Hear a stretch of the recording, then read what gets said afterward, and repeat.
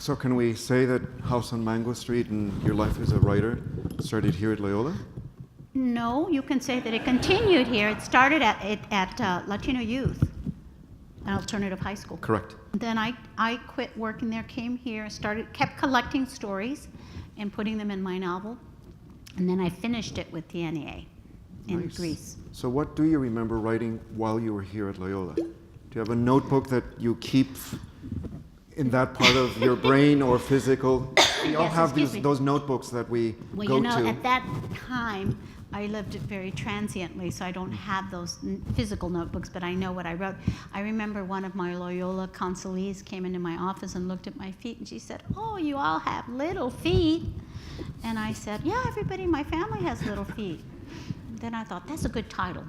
And I was writing House on Mango Street, so anytime I had a good quote or a good title, I would write it down.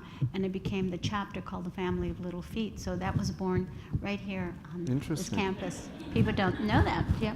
Bet you didn't know that, right? Yeah. You know, I recently got my citizenship in Mexico. The wonderful thing about being hyphenated America is you're a bridge. That hyphen's a bridge. It's not standing up like a wall. Correct. And that puts us in the position of being amphibians. You know, we can live in either community, and we understand each community in a way that they don't understand each other.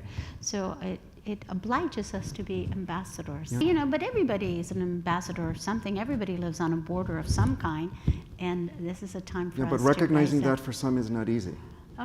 Because I think some people don't know their own story. And if you don't know your own story, you're really lost, no?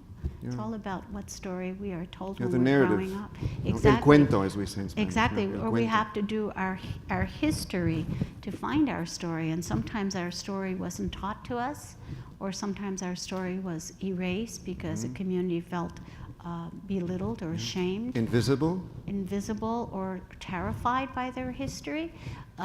So, you know, we have to do a lot of research to find our stories. Is that historical amnesia?